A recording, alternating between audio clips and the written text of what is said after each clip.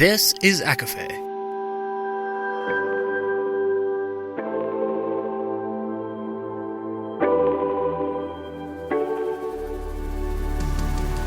Laura Marie and Jessica Marie proudly present A Court of Fandoms and Exploration, a podcast. Fair warning, everything the hosts say is explicit, full of spoilers and adult content and shall not be used against them. They have opinions.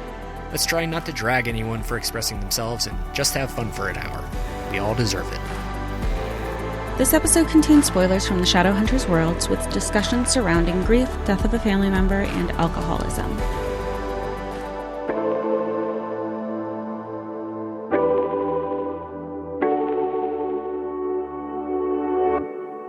Hi, everybody, and welcome to A Court of Fandoms and Exploration, your weekly deep dive into the YA literature and fandoms that we love. I'm Laura Marie. And I'm Jessica Marie. And today we are discussing Chain of Gold, Book 3 in, what is this, the last hours? It feels like our last hour. The last hours. Oh, my gosh. This is, of course, by Cassandra Clare. And we are, of course, kicking this off by a confession. Jess, I have a confession for you, to everyone.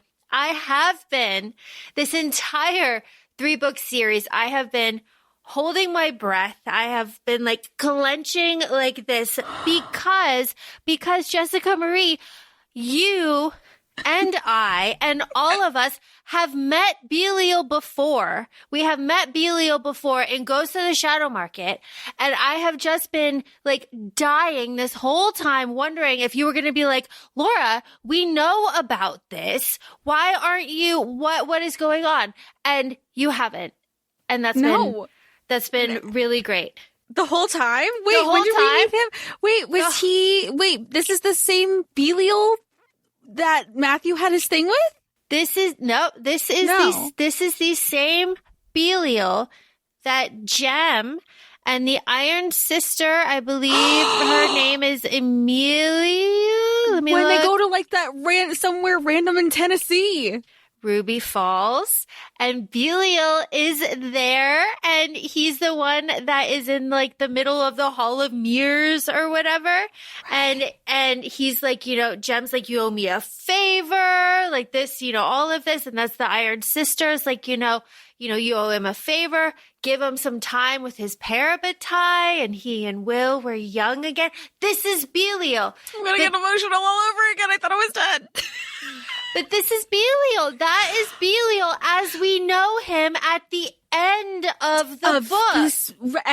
Because there's always going to be a new Beliel, not necessarily Lucy and James's grandfather Beliel. It's a different one, but of the same title, more or less. Yes. So I have just been like, this whole time, just being like, oh my gosh, she's going to ask, what am I going to say? What am I going to say? I had this like whole thing. I have been stressed. I didn't. No, because yes, I read everything once. I haven't done a reread. But then when you were like, wait, it's one of those things where it just like went way over my head.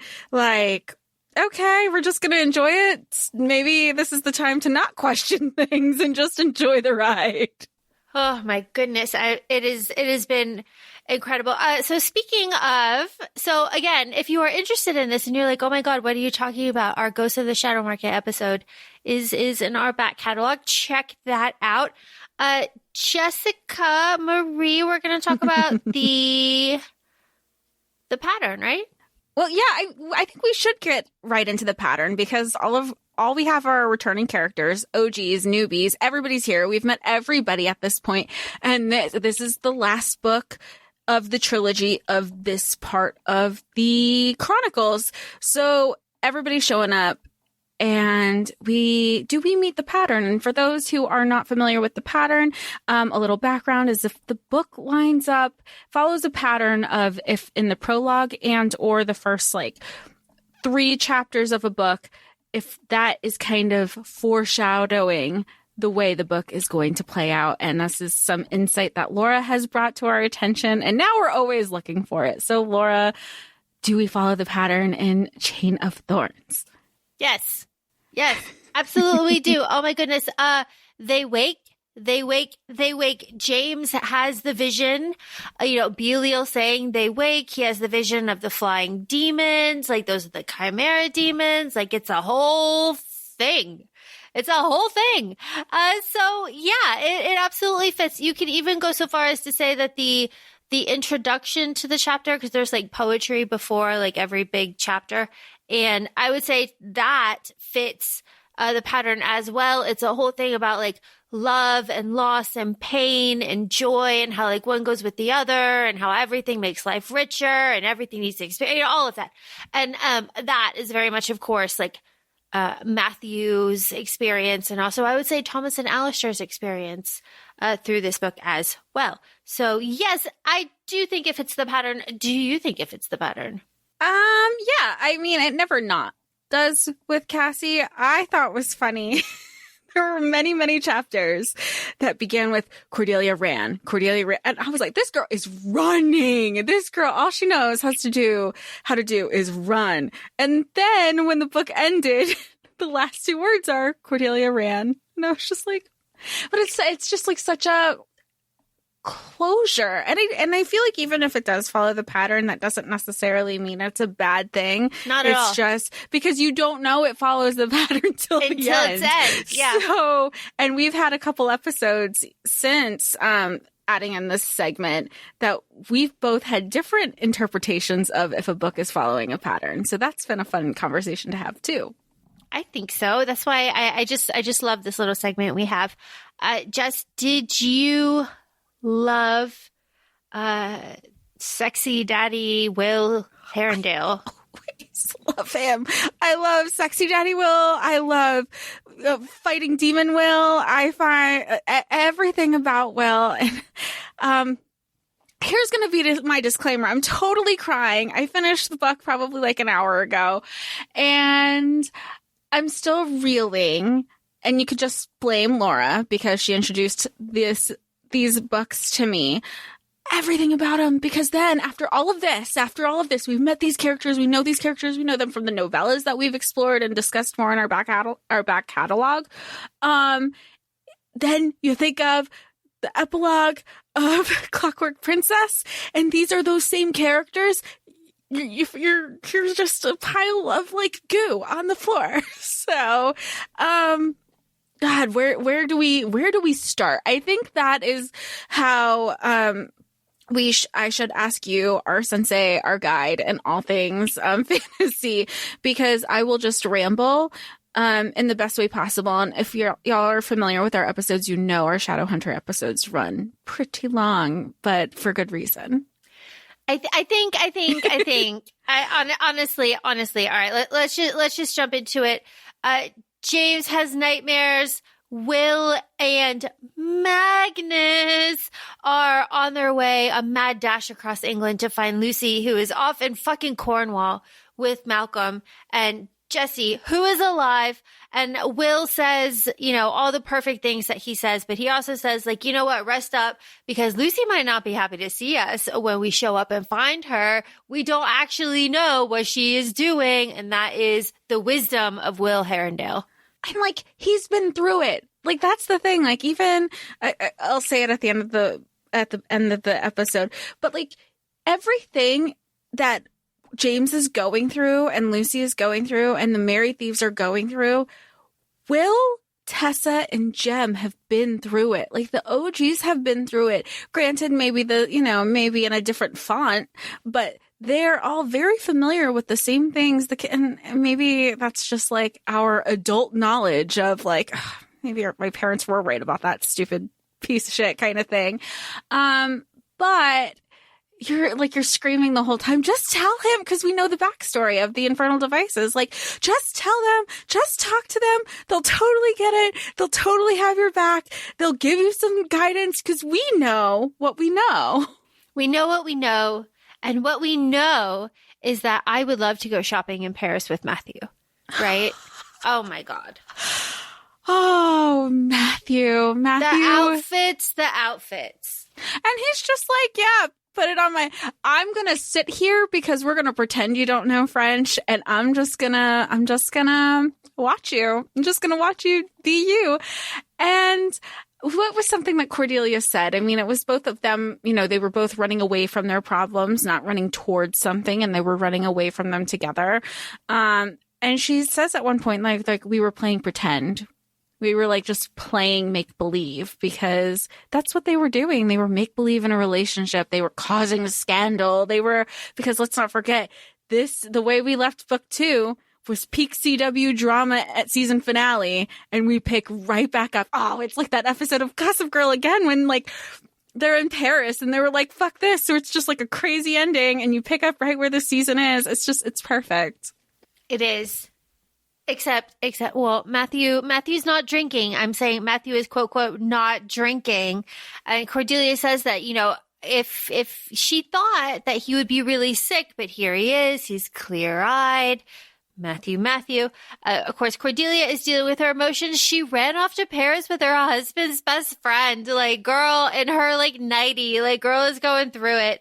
But Matthew put her up in a 5-star hotel, all these custom clothes, like Matthew knows what he's doing. And this particular instance where he's watching her try on these clothes, they're going to a cabaret tonight. So that is their plan. Jess, you say that, we need to talk.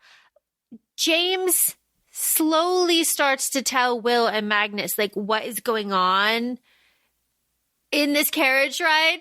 Because Will is like, tell me now. Because he's also like, James is also like telling him everything but the big thing that set everything off, which is the grace and the bracelet of it all. So he's just like, so it's funny when you hear in the book, and granted we're not there yet, where he's like, my dad would never understand.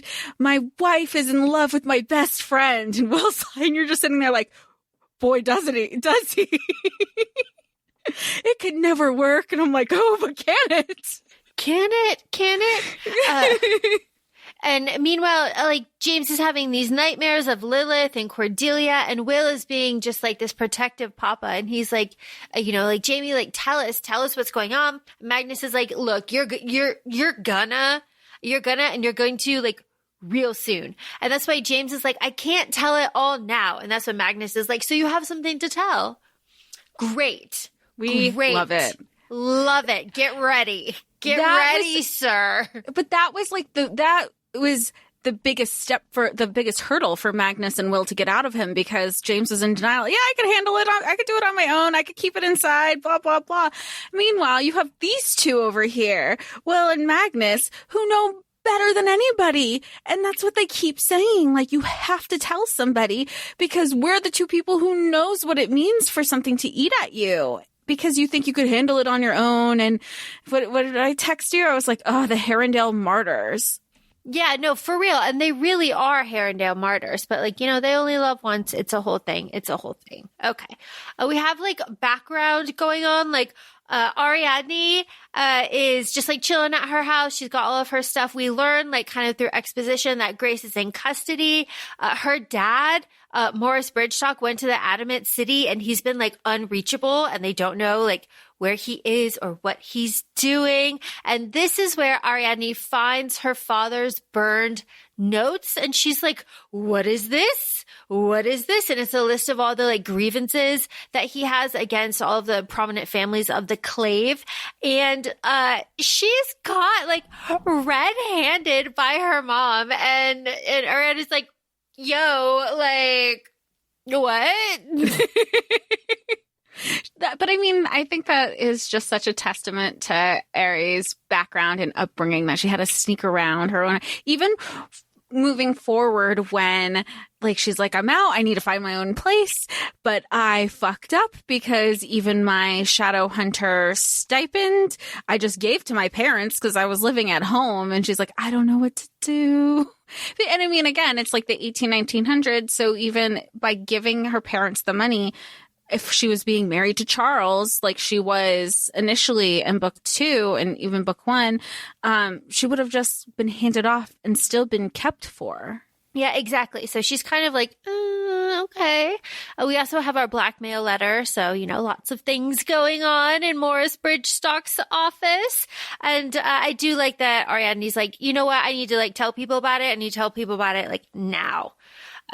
We have Lucy. Lucy is in the void, kind of. She hears a bunch of like things going on. She's like kind of been comatose. She finally wakes up and immediately sees Jesse chopping wood and is just like, yeah, he's hot. Respect. She's like, I picked so well. And she stays with that theme the entire book. She's like, he's so pretty. She's like, those eyelashes, Jesse. I love it. Meanwhile, Jesse is like, I have blister. He's like having his Pinocchio moment. Like, I'm a real boy. Yeah, they're really cute. And, but we've got Malcolm with them too. And knowing what we know, Jess, especially at the end of this book, you're just like, oh my God. Oh, the whole time. Yeah. As the end of this book, because he's like, of course you broke your promise. And she was like, unintentionally, like, let me find a way to still help you. Like, I think that's more than anybody. But he's so stuck in his, I don't even want to say grief at this point. I feel like revenge, maybe. It's gone past grief. That all he wants is, obviously, we know how that's going to work out in the Dark Artifices. But again, reneging on everything that I've said in the past. Oh my God, you could totally start with this, that, the other series. You shouldn't start here. You should totally start here. And I'm thinking, oh, maybe you could start with The Last Hours. No, you can't, because it would have given the Dark Artifice, like that big shock that happens in the Dark Artifices, like it would have given it all away. Granted, I understand by saying that this third book just came out last year and the Dark Artifices were already out. So we wouldn't have known either way. Exactly. So it's like, but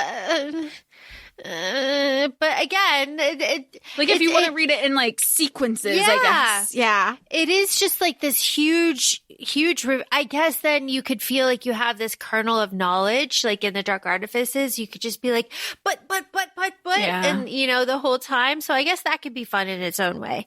I don't know.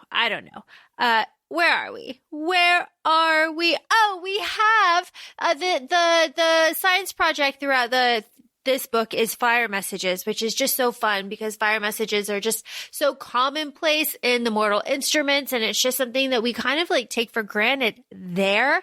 But they're created here. Yeah, and it's just so much fun. It's kind of like portals, which were made with. It's a whole thing. Glitter. It's everything. It's so much fun. Which they bring up the portals here too, and they're like, hey.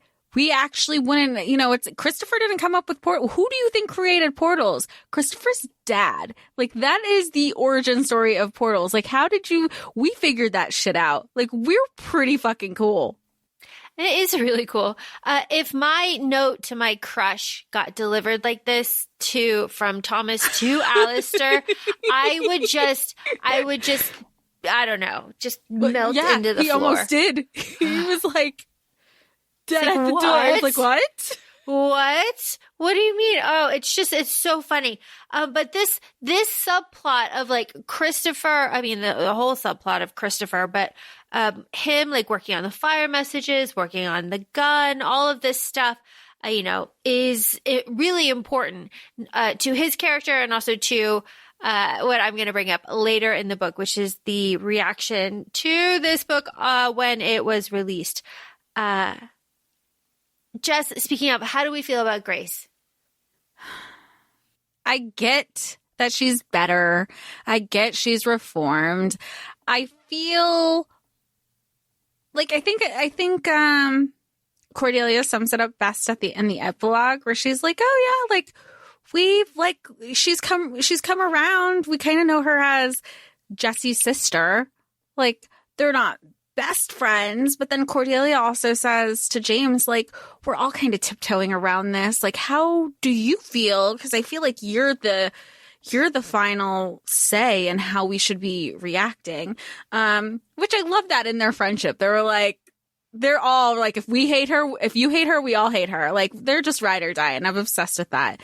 And I almost think James said, I actually don't think about her at all. Yeah, and he that's did. even worse than saying like, I fucking hate her. Like he's like, actually, she hasn't even crossed my mind. And the indifference of it all is almost more scathing. I feel like I'm kind of with her. Like, I'll tolerate her because you're there, but you still fucked up. I don't know. I'm hard. It takes a lot for me to forgive.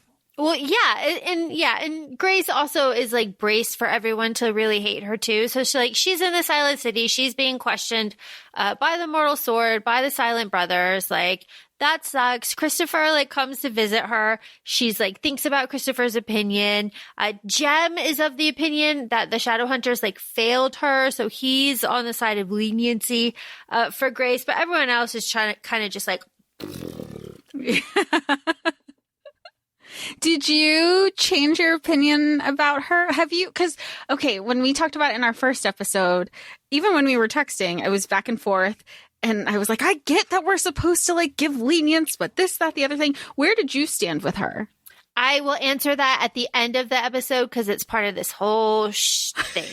You have this setup. You have it's this part of this whole thing. Madame Dorothea, Jess, we've heard that name before. Madame Dorothea is the psychic in the Mortal Instruments that live underneath Clary and her mother. From the first book? Is it the same one? Is it? I don't know. Maybe, perhaps. Someone confirm. It's Madame Dorothea. Here she has eyes in her hands, and she says, "We have a message. Cordelia, your dad wants to talk to you." Damn. Ugh. Love that. Well, and then I think I love that there's always a reluctancy with like, okay, keep in mind, like, this is all for show. This is just like, here's my money. You want to get people in seats. And then it comes through. They're like, oh shit, Elias really is the only person who would say that shit. So there was a level of doubt until Elias's spirit proved himself. Yeah, because he's like, Layla, what are we? Not we who are dead. You have the weapon at home. They wake. Again, here we are. They wake. Huge plot point. And Cordelia's like, yo, deeply uncool. All of this. I'm going to go. I'm freaked out. Matthew's like, yeah, we're going to go. Weird. Yeah, because Matthew was in on it too. Like, ooh, that was specific. Yeah, he's like, don't love that. And she has, Cordelia later on is like dreaming of chessboards and like her dad and all of these like screaming void things. Like everybody's got very like important dreams in this book, very important, because Lucy isn't dreaming so much, but every time she kisses Jessie, she's a little dizzy. She goes into the void a little bit. Out. Yeah. How awful. I feel like Jessie's that like, is, it really is like you feel so star-crossed for them in those moments. Cause he even says, he's like, and he even tells Grace at one point, he's like, I saw her more when she was a ghost. I would just show up to wherever she was. Now I gotta be like mortal about this. Yeah, it's like, what is going on? And they should like, yeah, we should probably like tell somebody, like, you should. But also, I have a question, and maybe I should have brought this up before. You know, when like they eventually go to Malcolm and they're like, Malcolm, this thing is happening. Why does this keep happening? And he's like, I'll look into it. And he doesn't really look into it. And then Magnus finds out and he's like, oh, I am offended. I should be the warlock you should be bothering first. How dare you? Even after he says that, they still go to Malcolm later in the book. I'm like, why didn't you just go back to Magnus? He would have been fine. Or he would have just been like, I don't know, this is weird, but like at least you could trust him. But I guess they don't realize they can't trust Malcolm either. I don't know. If I got the clear, I would have gone to Magnus first. I think they also associate Magnus with their parents. So it's like, so it's kind of like... It's like how you have like Uncle Jem, you have like Uncle Magnus in a way. Yeah. So it's like, they're going to tell mom and dad. It's like, Well, and Malcolm was the first, and correct me if I'm wrong, because I think this was from the first book. They said like Malcolm was the first person who like spoke to them like adults and not like the kids. Yeah. So it is like a... Because Malcolm was also like in the academy, so it was, they knew him as like a teacher. So it was a whole kind of, Ragnar, it's a whole thing. Okay. speaking of Magnus, they finally, here's the thing. Magnus, Will, and Jesse finally track down Malcolm in the cottage, the famous cottage. And this is where they like kind of break down the door, and Will kind of goes after Jesse, and he's like, you foul spirit, what have you done with my daughter? It's like, You ooh. brainwashed her. Yeah, it's like, ooh. Ooh. And Lucy's like, no, stop. And this is where Lucy just kind of like spills everything. And I really like that. And, Magnus is like, let me check for dark magic. Like, let me see how he's doing. But the only dark magic is the runes that were there from before. So he's all good. And they keep like stressing, she didn't do necromancy. It wasn't necromancy. Okay, Lucy. You keep saying it. It sounds like you're guilty. Well, and that's also what like winds up with the clave, where now that they do know the truth, Will is even like, look, we can't let everybody in on this Jesse situation because we know it's not necromancy, but on the outside, if you make a split-second decision, it sounds an awful lot like necromancy. So, that's where they start creating their Jeremy Blackthorn plot that we know of, which no, never mind. Because it was like, why does Jeremy Blackthorn sound familiar? But at the end of this book, we have it confirmed that like he was like, I went in front of the clave, I did the mortal sword, I am legit, and I also saved your fucking asses. Yes, he absolutely did. And, Jesse wants 4 impossible things. He wants to be a member of the Enclave. He wants to be a full Shadowhunter. He wants to be like a true like person and be himself. And he wants to be like reunited with Grace. And everyone's like, you could probably have like half of those. Like, but he gets all of them. He gets all of them, but here they're like, pick 2. Like, this doesn't seem realistic now. Yeah, it's like, you're already like alive. That's, but they work on it, and Malcolm's like, I will research this. I will take care of this. This is where we get our Jeremy Blackthorn. Ariadne has quite a history. I'm using Ariadne because she now has not changed her name yet. Spoiler, she does. But Ariadne gets kicked out of her house. This is the moment where Ariadne gets kicked out of her house.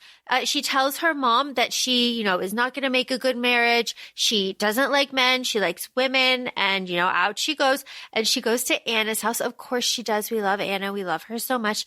Ariadne and the relationship between her mom and dad is also another like big subplot. And I love the like kind of reunion at the end and like how it kind of just like kind of plays out so lovely. It's so good. But the conflict is here where she is kicked out and she goes to Anna's.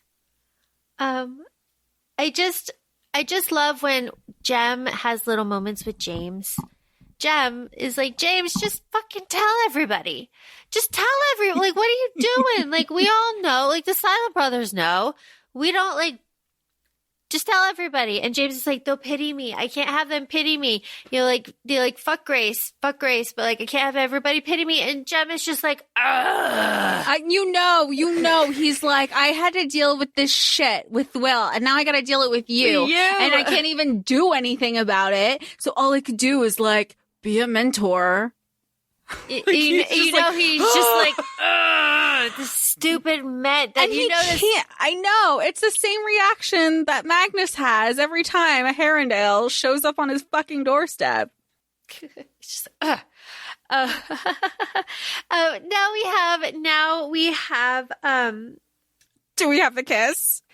The kiss. This is my note. Is Thomas and Alistair? They have to hide Cortana after Alistair is like, "Hey, I got this message. What are you talking about? Like, what is this? What did you mean by? Because this is how I took it." Yeah, it's like really. But they are just really lovely. My note next is Matthew and Cordelia, lovely day in Paris. Such a lovely day. And, I was thinking, because obviously Laura had said, like, he has been telling Cordelia that he is not drinking. Spoiler, he is. He just switched when he drinks. Instead of like going hard at night, he's day drinking. So he can kind of act normal at night and not go through withdrawals, because at this point he is really dependent on alcohol. He does have an issue. He admits it to himself, and he recognizes that. And he recognized it in Paris for the first time for himself, because he was like, I can quit. Like, I made this promise to her, until when he realized the physical toll that it takes on your body if you try to withdraw cold turkey. Yes. And the kiss, Jess, this is the kiss. And Matthew and Cordelia, obviously they leave the cabaret after Cordelia is so upset. They're attacked by the Naga demons, which was all on purpose. Lilith appears. Hello, they wake. You wielded a weapon in my name. And then we have Matthew's like confession. Cordelia, I'm in love with you. Kiss me, Matthew. Kiss me, Matthew. He tasted like candy. And that was like what connected her later for her to realize that he hadn't stopped drinking. But it was this part, because she's like, I'm crushing on this guy. He's treating me so nice. And she goes like, why haven't you kissed? Like, because now she's like, you know what? I'm just going to like confront this straight on. Why haven't you kissed me? You've been very like, do you not like me? Am I not? Do you not think I'm hot? And he's like, oh my God, I can't believe we're having this conversation. I need to be a gentleman, because if I did the things I wanted to do, I thought about doing to you, we would not be in the middle of the street right now. And they weren't. They made out all through Paris to get back to their little hotel. Get back to their hotel room. Matthew will not take them into his room. It's a mess. They start to go to Cordelia's room, and then the light turns on. Oh, and James is there. What was your reaction? I clutched my chest. Physically clutched my... I don't know why I didn't expect it. I should have expected it. But it was just like, I think I was just so in it that I wasn't even connecting dots that him, Magnus, and Will have already said, okay, we're going to set home. We're going to head back. And James was like, I got to do something first. Like, I was just so into like, them with Cordelia and Matthew. And I'm like, finally, even if you have to get it out of your system, because keep in mind at this time, they still believe that James is in love with Grace, and Cordelia left their house with him embracing Grace and telling her, oh, thank God you're here. Thank God we could fight. Even though we know as the reader, he was like just saying things to prolong time. Cordelia doesn't know this. And Matthew doesn't know this. He was just going to get the fuck out of London and say, you know what? Like, I cannot be around the woman that I love with all this shit going on. And he was going to bail without her. And then when she shows up on his door, he's like, okay, well, this feels like fate. And he wrote his note to James, like, I will cede if you love her, but I kind of love her too. And you broke her heart. And so I'm going to be here to pick up the pieces whenever she chooses. And he did. And I just love them so much. I obviously love Cordelia and James so much together. I just selfishly think I love Matthew, and I want Matthew for me. There you go. There's nothing wrong with Matthew. Matthew, why am I so difficult to love? Matthew, you're not. You're so easy. This whole thing with Matthew, because James is sitting there, he turns on the light. He's holding like a bottle of like, what is that? Absinthe. Yeah. Absinthe. And he's like, I can't drink this. How do you drink this stuff? And this is where Cordelia is like, oh my God, what are you talking about? And this is where Matthew goes cold. And this is again where James is like, well, like I came after you. Like I'm here. Like I came after you. Like what is going on? Like I'm here. And this is where Cordelia gives her speech. Like, what about what I want? James. I love her. I love her for that. Because again, he still hasn't told her, because again, maybe he just showed up, but it's still a while into the book till he confesses everything about the bracelet of Grace. So she has every right to go to him and be like, the fuck?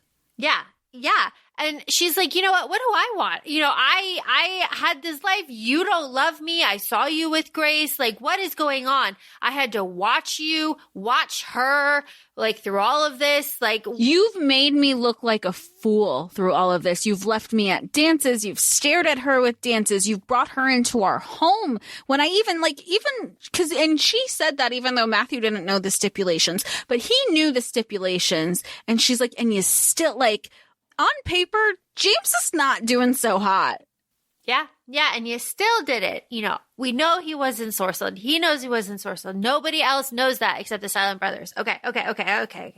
So while this screaming match is happening in Paris, Will and Magnus drive a carriage through the portal. And so fun, so funny. Love that for them. It's just amazing. Grace is trying to work on the fire message. And Malcolm and all of them have decided that Jesse's going to be Jeremy, and Malcolm drops like lore, like, I was the ward. The Blackthorns are the only ones responsible for their actions. And that changes deeply at the end of the book. So, all of that. I love personally that Cordelia gave Alistair her sword to hide, and Alistair was like, all right, I'll take care of it. I'll protect it. He's immediately attacked by demons. Like, whenever he goes out with it, it's like a beacon. He's like, oh my God, what am I supposed to do with it? And Thomas says, like, we hide it at the Institute. Hide it in plain sight, my man. Genius. But it's also like that moment now, knowing what happens at the end of the book, where he has a sibling moment with Cordelia, he as in Alistair. He was like, I was never mad that you had Cortana. Like, I know it might have come across that way, but it was just like this compounding responsibility that he says. He goes, I knew that meant you were going to be the target for everything. Case in point, this is a good example of the pattern again, where you have that happen, and then you find full story, a full circle moment of why it upset him, because he's like, it's not me that's going to be attacked. It's my sister. Oh, it's so good. It's so good. All right. We're back in the drama. It's so good. Also, Alistair gives Thomas his scarf, which is just so cute. But back in the drama in Paris. All right. We have James, Cordelia, Matthew, James and Matthew. Damn you, James, you didn't want her. I want to repair your marriage. Why do you care so much? Like, I got your letter. Fuck you and your letter. Like, that's essentially what he says. Like, and he's like, you know what, James? It looks like the only reason you want her is because she ran off and doesn't want you, and your pride can't handle it. That's what it looks like, James. I don't know. I'm just saying. And he's like so real for that. Also, Matthew's room is full of liquor. It's just, oh my God. It's so sad. It's so also, sad. what a different time that you could just call the concierge for a separate room to be like, hey, can you tell me when you start delivering shit? Yeah, no, for real. Oh my gosh. So we have so after James has that like confrontation with Matthew, he goes to Cordelia and he's like, Cordelia, I love you. I love you, but he does not confess. And Cordelia is so real. She's like, that, you know what? This is not enough. This is not enough. Whatever this is not enough. This is crap. It's like, you want me? Why do you want me now? How do you want me now? Like, this is not real. Like, you are just being like crazy. And I really respect that, knowing that she is completely in love with him. Like, oh, absolutely. Cause she could so easily be the person who these declarations are being made to her. And even though she's in love with him, she's like, I'll take whatever scraps that I can get. And she's like, she's saying this despite it hurting and her hurting. Like, the hurt doesn't stop. She's never gotten over him. she's, I mean, and then when you think of the timeline, it's only been a week, maybe 2. It's only really been a couple days. Yeah, it has not been very long at all, which again, just kind of like emphasizes how sad for Matthew. Like he is like very dependent on alcohol now. The concierge, every morning, 6 a.m. This is again, Cordelia's like, everyone lies to me. Like, what is going on? Like, I try to do good. It backfires. I try to Matthew said he wouldn't do this. He did. James said he wouldn't do this. He did. Like, what else? What else? I do appreciate that about Cordelia. And then again, like James wakes up Matthew and they're going at it. And this is when Magnus appears and he's like, what is this interpersonal dramatics? And he knows, what it's giving when he poofed in on Will and Tessa after they hooked up in jail. He knew. He knows what he is doing, but he comes in with even more dramatics because while this has been happening, Ariadne, Christopher, and Anna are at the Bridgestock's house trying to get all of her stuff. And the Inquisitor, Morris, appears. He returns, white hair. He looks years older and he starts raving about how it's so much worse than they thought it was. Magnus says, the Inquisitor has arrived. Tatiana has escaped. Ba-ba-ba-bum.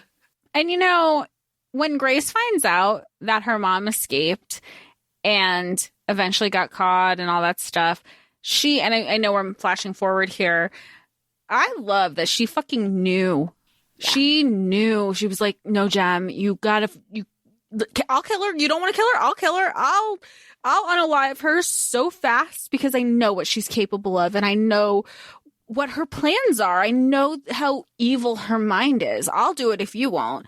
And they're like, no, chances, forgiveness, no. And I respect Grace so much for that. To the point that I texted you, I said, I think it's going to be either her or Jesse who's going to unalive Tatiana. Was wrong. But I really thought it was going to be this is for me. This is for what you did to my sister or my brother. I thought it was going to be one of those two. Yeah. It was not. It was not. It was not. We are at the Institute and Will Herondale has to tell a story. He loves it. He loves it. Oh my gosh. He loves it so much to the fact that even on the way back in the carriage in the portal, that James makes it a note that him and Magnus have to sit on one side of the carriage because Will needs the entire other side to himself for his theatrics. It's amazing. It's amazing. Will tells the story of Bridgestock. What did he do? He went out to the blasted plain in Iceland. And he says that, he went to the Iron Citadel. They said that Tatiana wasn't there. He tracked her. The tracking went in circles. He heard a voice. The voice said, Paladin, you're Paladin, great doom upon you. He's got Bridgestock has a sigil burned into his forearm. Beliel came to him and was like, hello, I'm Beliel. And he saw the Iron Doom, swirling darkness, and threats to his family. And it's a whole thing. It's a whole thing. Cordelia makes a very funny comment later at the Christmas party where it's like, did you really face him, or did you just pass out in front of him? I love that. But that all happened to Bridgestock. So Tatiana is missing. So that is, That is something. That is something. Also, during this little meeting where all of this storytelling is taking place, it is the announcement of Jesse and Jesse's existence to James and to James, yeah, but to Cordelia too. And this is the split that starts to happen between Cordelia and Lucy. And the fracture in their friendship is so heartbreaking because I don't want to say they got into a fight. They got into an argument. They say that was where that part broke me before anything else because they are sisters. They are each other's sisters. They have every intention of being parapatai. And it hurt, and you can see it, and you could see it in Cordelia's face. And I love that even, again, like she just feels so lied to at this point, because here's this whole situation she knew nothing about, that her best friend didn't tell her, and she's hurt and she's upset. And then Lucy tries to talk to her about it. And again, Cordelia is very real, and she says, not right now. I need time to myself. I had everything. This whole world that I thought I was living in has been turned upside down in the last 6 hours. I apparently know nothing. And walks away. Like, that breather. And again, it's harder to have those harder conversations. And I really respect Cordelia for that. And James kind of chases after her, and he's like, Cordelia, because he's desperate. He's like, I'll do whatever it takes. Like, BT Dubs, I need you to know that I was on the train platform. I was on the train platform for you. This is also where Matthew kind of admits that he has an addiction to alcohol. But again, this is another opportunity for James to confess to Cordelia what was going on. And Cordelia is like, what is going on? And he freezes. Yeah, and he doesn't. He's like, oh my God, I cannot look at her and have her pity me. So again, he doesn't. Cordelia's mom casually dropping that, like, yo, we're going to move to Tehran after this baby's born. Alistair's coming. And Cordelia being like, I cannot deal with this right now. I do not need another thing. And all of this while she is in Cordelia is like, I'm going to lose Lucy to Grace. And just like I did, like, Grace is very much her, like, enemy number one. Like, I feel like she can deal with Lilith just fine. But if it's not so true that it's like, it feels like when it's that one person, everything is connected to it. She's like, I'm going to lose my friends because everybody's going to side with James and all this. Like, she's like seeing her world unravel very quickly because of one person. It's just like, oh my God. I love the Merry Thieves. So obviously what happens at the end is like so shitty. But what happens here is Christopher, again, working on fire messages. He goes to James to talk about Matthew, and Thomas goes to Matthew to talk about James. And they're just like, look, we need to fix whatever is going on. And Matthew and Thomas are like, look, like, James won't give Cordelia up. I'm in love with her. I'm not going to fight him for her. That's crazy. She is going to make a decision. We respect everything that she is going to do. And like, I should probably stop drinking. This is such a sweet moment. And they're just kind of like, we need to figure this out because it's not just one of you. It's not just two of you. It's all of us.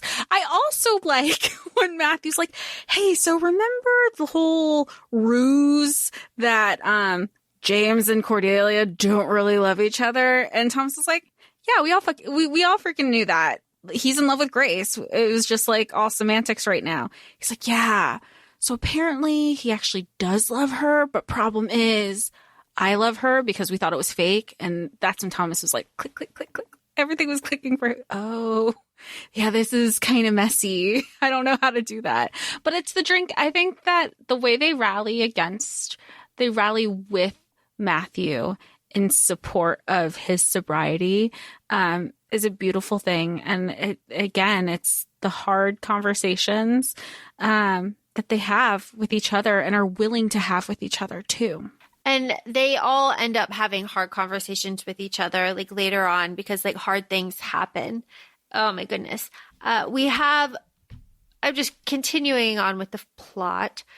Thomas confesses that he's in love with Alistair. Oh, we love it so much. Alistair and all go to the Devil Tavern, and there they just have like very cute little meeting moments, eventually ending to search Chiswick House for any of Tatiana's like things, what's going on.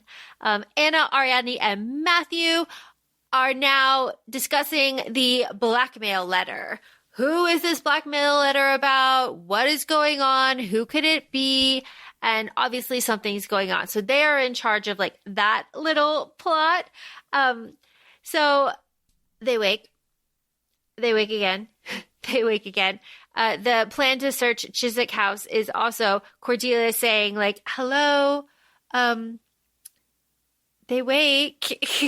I heard that before. I need to tell you. Oh, because the first one was they rise, they wake. Like there's sets. Like there's always two words in the set that, in what's being said, and it's later on, obviously, that it's all pieced together. They're like, oh, that's what they meant by they rise, they wake, they fight, or something.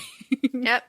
Again, James is like, again, I just want to tell you, like, I will always go after you, Daisy. Like, you are my whole life. You are my whole life. Are you going to stay for dinner? Are you going to stay for dinner? And Cordelia is like, you know what? No. And this is where Lucy and Cordelia again have the fight about secrets and lies. It's just like, no, you know what? No, I'm going home to my mom. And it's too bad because she missed out on Will Herondale taking a phone call at dinner.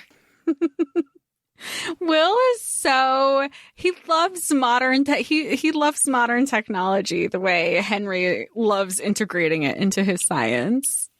It's adorable. James says, like, it's so strange to see my father being the calm one in this situation. But Pangborn, the head of the Cornwall Institute, has called Will to tell him that they found Tatiana and that they have alerted the Silent City and that Tatiana is going to be taken care of. They want her bound in the sanctuary. Don't put runes on her. And so it's like, okay. Why is that happening? So that's like in the back of our heads. Like, okay, they found Tatiana. And then there's like a little subplot about like the cleaning lady or like lady servant person that works there. Bridget? No, at the Cornwall Institute that's eventually murdered. And she's like, Letty. Letty and Nettie. Letty. Yeah. I remember when I was listening to it, I was like, they gave her a name. I was also already like, they gave her a name and she keeps coming up and something's going to happen there because she's not supposed to be doing something. Yeah. So she ends up like dying, obviously. I think we can say now that this Tatiana is an Eidolon demon. It's all sent to be a distraction. And it is an absolutely like perfect distraction. Jesse and Lucy making out, still having like souls crying out into the void. It's very sad. Jesse goes to visit Grace in the Silent City, and this is where Grace confesses everything that she's done to Jesse, and Jesse is like, "What?" Yeah, what? And he was even denying it at first. He's like, "No," and she goes, "Yeah, Will knows too. So if you don't believe me." Like, there's a person who can vouch for me. And in his mind, he kind of had his sister on a pedestal this whole time and had no idea the intricacies that were happening, what she was doing, what she was like, who she was colluding with to get to him where he was. And he's like so split because he's like, I understand that our mother is terrible. But you still like, there's always a choice, right? And that's what he tells her. He's like, no, you had a choice. You chose to continue to do what you did. And that was like, could you imagine? Like I also think Grace should have also told her, Mom wanted me to seduce you too, bro. Yeah, like you don't even know. But she kept that like close to heart. Yeah, but if she was going all in, she should have gone all in because I also think that he would have maybe given a little bit more reprieve. You're probably right. You are probably right. Chiswick House. They're going through Chiswick House. There's a demon attack. Paladin, forgive me.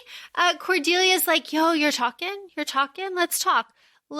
Cordelia's getting a little desperate now because she can't pick up weapons. She can't fight. She's trying to be useful. She's getting a little reckless. And so she's like, oh, hey, and she starts to lose. And then this is where James just like shoots all of the demons, saves her life. You know, he's like bang, bang with the gun. And she gets kind of pissed off at him. She's like, hey, I didn't need your help. Also at Chiswick House is when Jesse goes in his coffin and he finds that Tatiana has hidden the mirror like in the lining of his coffin. That's like so icky.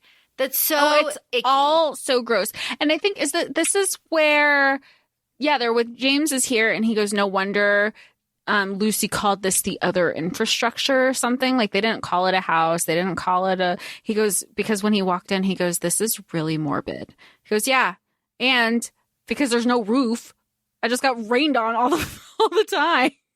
Yeah, and Lucy also, there's a little bit of perspective here. Lucy's like, gosh, I really thought like it was some like romantic gothic novel. And now like looking at it after everything done, it's like, oh God, like what were we doing? Like this was really, really close to necromancy, but not. But not. It's but not. It wasn't. It's not. It's not. It's just, it's funny. It's funny. Using the mirror that they find in the coffin, they find Tatiana's notes in the chimney, and then they GTFO out of Chiswick. And then Cordelia is like, I'm going to go to the Hell Rel. I'm going to go to the Hell Rel. And Christopher is like, here is an amulet against Lilith because, like, be safe, Cordelia. We love you. I just think that's so sweet. No, I'll save it for the end. I'll save it for the end. I'll save it for the end. I'll save it for the end. I love Hypatia, obviously. We have such a relationship with Hypatia, but I love how she talks to Cordelia here. I love that she was like, so tell me more. So you are the paladin. Like, why don't you just use that in your favor? Use it to your advantage. You could be the most powerful Shadowhunter. And I'm watching this, like, reading this, like, yeah, she could be. Summon a demon, kill him. Summon a demon, kill him. Like, she'd be on, because they're all, the second a demon shows up and Cordelia's like, excuse you. They're all like, oh, so sorry, Paladin. So sorry. We didn't mean to disturb you. Like, they get automatically, I feel like she could have really, when I heard Hypatia, I was like, yeah, that makes sense. She should totally do this, until she actually does. And the little demon was like, ha ha ha, you thought it was only me. It's everybody. And she's like, fuck. She's like, God damn it. But this is also where Hypatia gives her the summoning speech. She's like, yeah, you could like summon demons and like talk to them. It's like not a thing. She's like, don't tell me, but listen, I'm listening. Don't tell me, but I'm listening. And this is also where Magnus appears. And Magnus is like, Hypatia, darling. It's like, Magnus, darling. Magnus, darling, we're going to be late. She's like, gotta go. When that happened and they're like, we're off to Paris, was there a story about that I just don't remember? Because I do remember that obviously Magnus has a chapter where he's in Paris. He's with Marie Antoinette. He's had the time of his life. I think, no, you know what? I am not sure. And I don't want to give any false information. So we will have to research into that. Cordelia sees Matthew here, and this is where he ends up throwing up on the street. This is where Matthew kind of just like, he just can't. He's really disheveled. He's like dirty. He's not himself. He's trying to detox on his own. He runs out. He's throwing up. He says, Cordelia, leave me. I don't want you to see me like this. And this is where she sends all of the thieves to Matthew to take care of him, because she's such a good friend, and she realizes that like he can't be like this in front of her, but he needs someone. So off go the thieves. She's such a good friend. This is also where the message that Cordelia sends is brought to James by Jesse. And this is where Jesse's like, yo, I know what Grace did to you. I know it, like, tell people, please, James, this is like killing us. Please tell people. And James is like, okay, gotta go. Ugh, poor guy. This is also where Ariadne is reclaiming herself and reclaiming her name. She's like, doesn't live in her parents' house anymore. She wants independence and freedom the way that Anna does and the way that Matthew does. So she has changed her name to Ariati, and then we call her Ari. And she says it honors all of her heritage and all her like family. So we love her. She's Ari from now on. All right, Ari, we love you. And the thieves, Christopher, I'll bring it up at the end. Christopher here has the mixture to help Matthew detox. I love this. I love this whole scene. I love the description of them like sleeping together like puppies. I love the like boyishness of it, but it's also a very big adult situation. But like the rallying of friends, it kind of makes the end a little bit more heartbreaking. But this was a lovely moment. This is like one of the best moments, because then like even Oscar Matthews' dog is like super involved with it. He's just like, I'm just going to be here. I don't want to do anything. even the next day, he's not bothering to wake Matthew up. He wakes Thomas up to take him out to go to the bathroom. And Thomas is like, why me? But like you said, it's big feelings. It's a big situation. It can be a scary situation too. And they were all well aware of like what could happen. Yeah. And Christopher says like what could happen, like seizures, like all of these things, you could die. It's all. But Alistair is outside waiting for Thomas. Like Alistair is like, I have experience with this with my dad, like all of this stuff. And Thomas is like, have you been out here all night? Like, why don't you just come up? And Alistair's very insecure. I just love them together. And they're working through so much together too. I mean, including their past from like their school days. But they're also vulnerable with each other in these little soft moments because, like you said, Thomas is asking him, oh, were you out here all night? And he goes, look, I don't want to be like, y'all have your own thing. Trying to blame it on his sister, like, oh, Cordelia just wanted to make sure he was okay. He's like, but I'd be lying if I didn't say I was hoping you were the one that was going to come out, though. Like, I'm getting the message across either way, but I was really hoping it was going to be you. Really hope it was going to be you. Oh, my goodness. Meanwhile, Cordelia is like going to question a demon. She has a plan. It's a terrible plan. She's going to question a demon. She does it. She goes to a place of great pain. Of course, we know what that is. We don't have to mention it. And we get a demon, and the demon is like, yo, all right, fine. I'll answer your questions. Whatever. Let's go. Lilith is mad because Beliel took Edom. That's hers. He's building an army of empty vessels of the dead that are not dead. And, things are going on. But this, again, is when the demons start to swarm. This is when James, again, shoots and saves her. And he's so angry with her here. He's like, what are you doing? He's like, I'm so scared for you. If you die, if I die, I will haunt you. I will haunt you forever. You'll never get rid of me. This is where they kiss. And this is also where Cordelia is like, all right, we, sir, will talk at the party. I'm not doing this here. And James is like, we'll talk at the party? That was all he needed. He didn't even care. He was just happy she was talking to him again or willing to talk to him again. Yes, because he's like, oh my God, yes. Because this is where Jesse's like, I'm sorry.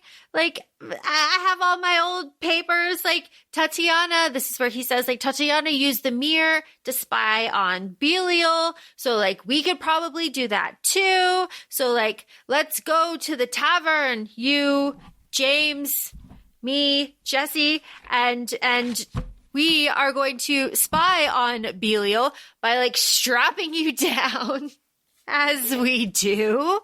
And you're going to see what you see. It'll be fine. We got your back. It's fine. Nothing could go wrong. It'll be good. It's totally fine. What he sees are the chimera demons being sent through a portal, and he hears like screaming into the void. Of course, we know what that is. We have just like the mention that the Eidolon demon was Tatiana, and like everybody is dead over there. We're getting all of this information. And we also have Grace and Christopher talking, and Christopher and Grace being like, you know what? I should talk to Cordelia. If no one is talking. Which, good on Grace, because she's like, I'm biding my time, but like, your time is about to be up because we cannot keep going on about this. How does she still not know? Because James's whole thing was, I'll tell people, but Cordelia is the one who deserves to be the one to know first. But he can't bring himself to tell her. Yeah, he cannot. So Grace is like, I'm going to deal with this. It's fine.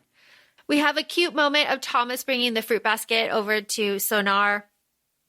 And Alistair's like, I'm not going to the party. All right, fine, Thomas, I'll go to the party. But just take me through this Christmas party, the annual Christmas party that Charlotte and Henry started at the London Institute. Obviously, the Shadowhunters are known. They're like, look, we don't celebrate Christmas, but we love how festive it is. And all of London is like super into Christmas. So let's have something to look forward to. Jesse was straight up like, all the London Shadowhunters are going to be under one roof.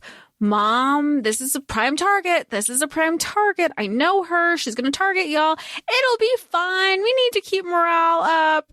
Lies, because Jesse was right. But we have, it's kind of the intro, it's the Christmas party, but it's also Jesse's coming out as Jeremy. So he's he's being introduced to all the people, and Lucy's like, have you met Jeremy? He's this Blackthorn, and you know the Blackthorn. She's being the best hostess with the mostest at this party.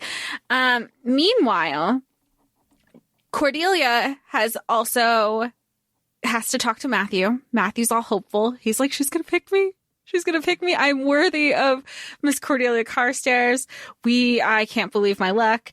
And she's like, I cannot drag this along. And he goes, what? And it's all because Will told her about the necklace. The necklace that was a globe, and he had a message in there, and it was about despite he was writing these notes of how he felt for her, despite being under Grace's spell, which Cordelia doesn't know about still. But she knew based on James's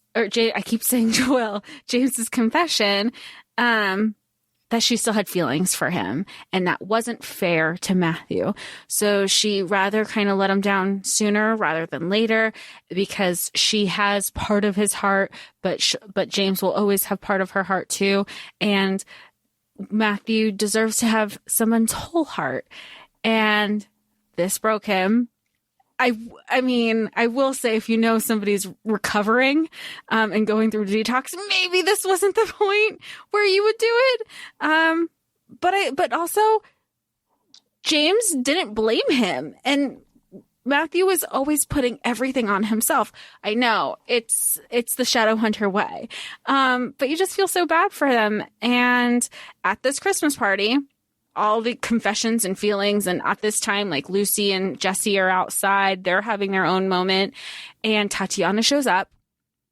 Ceci is screaming because they have baby Alexander. Tatiana has baby Alexander with a knife to his throat and kidnaps him. Yes. Oh, excellent rundown of that Christmas party, Jess. Oh, and then we also have, where she tells everybody, Beliel is actually Tessa's dad and James and Lucy's grandparents. And also, thank you, by the way. And everybody's like, what? And everybody's trying, Charlotte's, in full console mode. She's like, but we've known that she's a warlock. We know all this back stuff. Why are we acting surprised? Really trying to downplay it. But then Tatiana comes in to kidnap the baby and disappears with baby Alexander.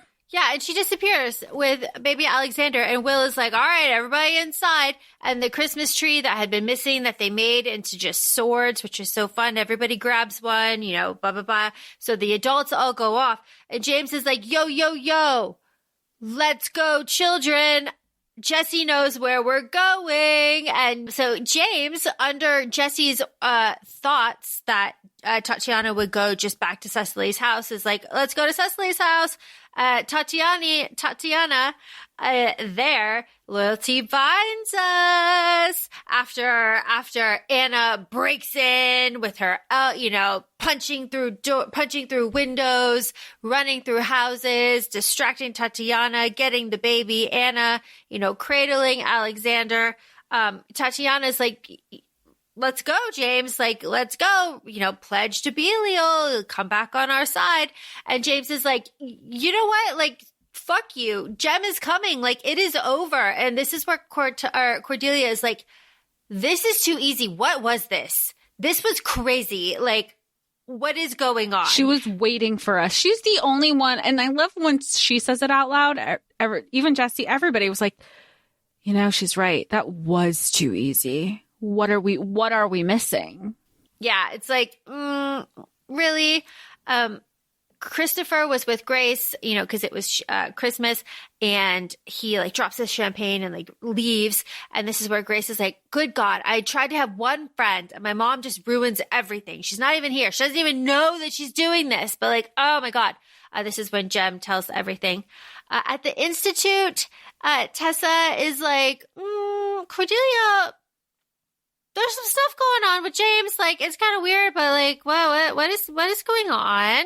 What is going on? But this is where we're really getting into like the meat of it, because we have this meeting now where, again, just like you said, Jess, Charlotte is in full console mode. She's like, what? This is all crap. Like, we're fighting over this. This is stupid. This is how, they want to be. This is where Charles is like, rah, rah, rah, rah, rah, rah, rah, rah, rah, rah.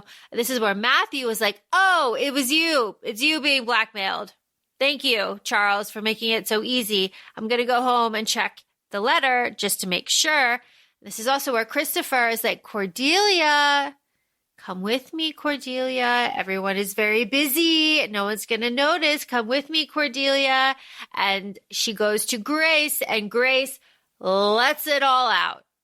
And I love that for Grace. I love it. I love it. This part, what you know about, I guess in hindsight, what we know about Cordelia, was there a point that you thought she's either going to be mad at Will, like, why wasn't he the one who told me, or just relieved about the whole situation? I don't know. I didn't know how Cordelia would take it. I thought she'd be like really angry, but then she'd just be really sad, which is like kind of what happened. But I just, you say like Cordelia runs home, right? She's running home. Christopher sent the letter to James. James is like, oh my God. James runs to Curzon Street. Cordelia like flings the door open. They run, they crash, they meet on the stairs. They have this like confession, right? Oh my God, finally. And it's funny because even in this moment, Will, James gets the letter in front of Will, and Will's like, it's the middle of the night, guess you gotta go. He's always like his son's number one fan. It's like, go get him. Go get him. Go get him, sir. Go get him, sir. Cordelia, I love you until the stars burn out. Stop it. Stop it, James Herondale. What are you doing? Shooting the bedroom lock off of the door? Sir. It was so funny. Woo. Woo. It's very sexy, James Herondale. My note says bathtub bliss, wedded bliss. We love it. That's it is absolute like wedded bliss, because they can finally just be themselves now. There's no pretense. Yeah, they're in love with each other. They have been in love with each other. All the confessions have been confessed. All the feelings have been felt. It's just joy and love and understanding. And so now the job is to get James to confess to his friends and family. So now it's the next step. But, they're fully married and they're just loving life. And it's, you gotta love it for him, right? Like, ugh. And we're not even done. This isn't even the end of the book. We're still maybe halfway through at this point. Yeah, I think, yeah. All right, so we have wedded bliss, wedded bliss. Cordelia, come home. Oh, it's so good. Lucy and Jesse. Lucy has a vision of the Edom Gates, and she has a vision of Lilith.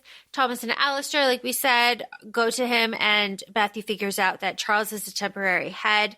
The adults all have to go to Idris, and Charles is in charge. And this finally now is the confession. James confesses to everybody what happens to, like, all his friends, what happens to him when they're all at the Institute after the adults all go to Idris. And this is where Matthew is just like so angry. Like, Lucy starts crying, right? Like, James is nervous. He's like, this is it. This is going to be the moment. I felt for him here. I felt for him. And everybody has to reassure him at the same time. Like, it's not his fault. This bracelet had its own curse. Everybody's also having their own self-doubt, because how shitty of friends are we that we didn't pick up on this? And so they have to reassure James. James has to reassure them, but nobody is like accepting the reassurance for themselves. Yep.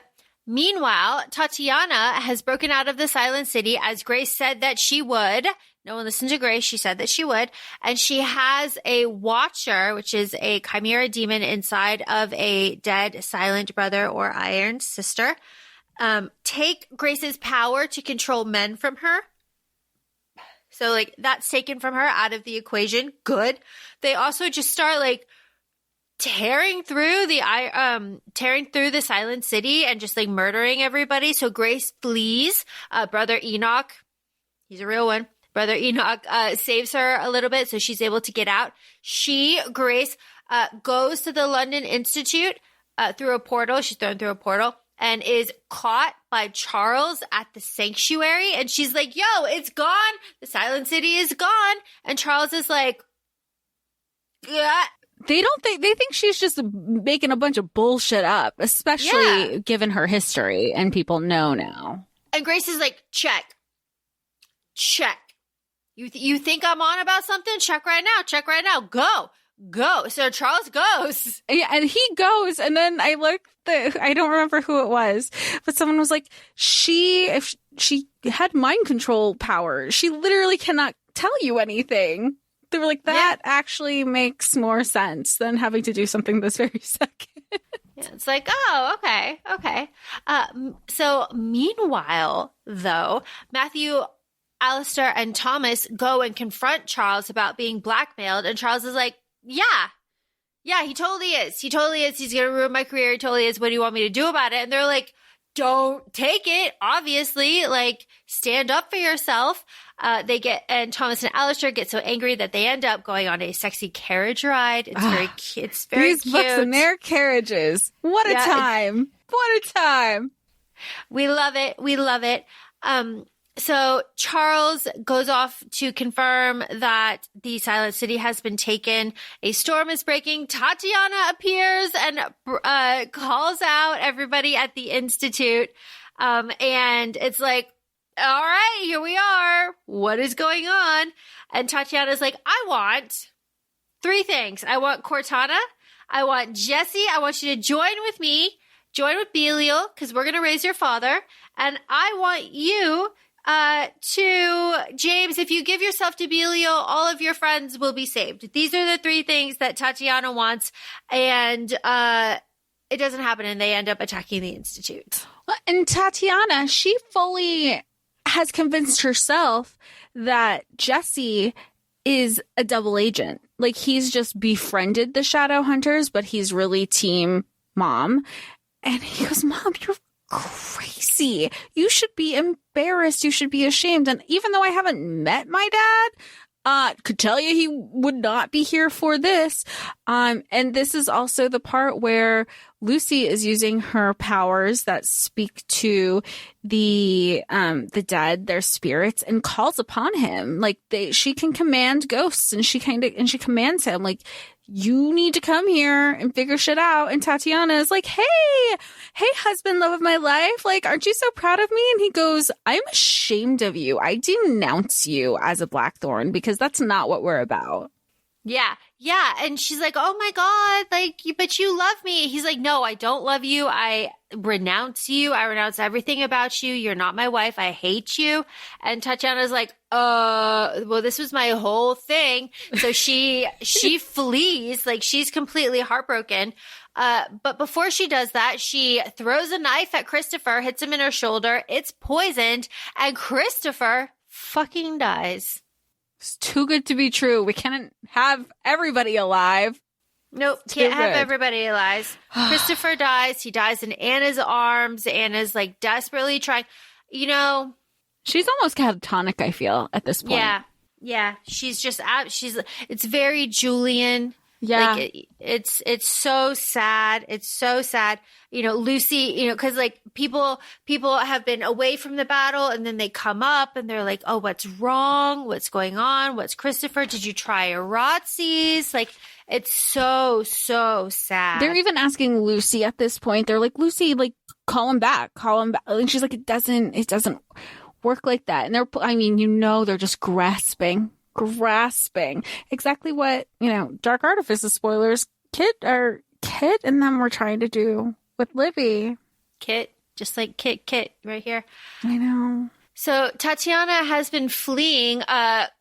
Cordelia said, absolutely not on my watch. Cordelia goes after her. And Lilith Good appears. on Cordelia.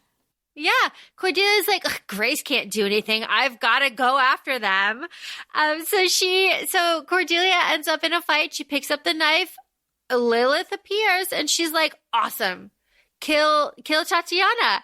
And she's like, no. Like, we can question her. Like, it's so cool. Like, it's fine. And Lilith is like, no. Here's an ice sword. Kill her. And Cordelia does. Like, Cordelia is just like, all right, bam. And she does. She kills her with the ice sword. This is where we drop the little lore. Paladin's bonded blade has the ability to heal. Mm-hmm. We drop a little sprinkle. I also like with this part is, you flash forward where James hears about it and he's like, it's okay. I know the first kill can be kind of hard. She goes, no, it wasn't. Super easy. She fucked up. Yep. She's like, no problem. Not at all. We love it. So, but the problem though is still Christopher's dead. He's on the buyer in the sanctuary. The patrol returns. Charles confirms that the demons took the Silent City. This is where the 5 mundanes and all of the watchers appear, and Beliel starts talking and like trying to bargain, and he starts just like burning through these mundanes, and he gets to that little girl, and James is like, nope, can't watch this little girl die. All right, Beliel, I will go with you. I will do all of the things that you want to do, because London has been now blocked from the world, all entrances sealed, all portals blocked, no technology works, like the storm has like encircled everything is black outside. James, if you come with me, I'll give everybody 36 hours to leave London. And James is like, all right, bet. So he goes, and Matthew goes with him with Beliel.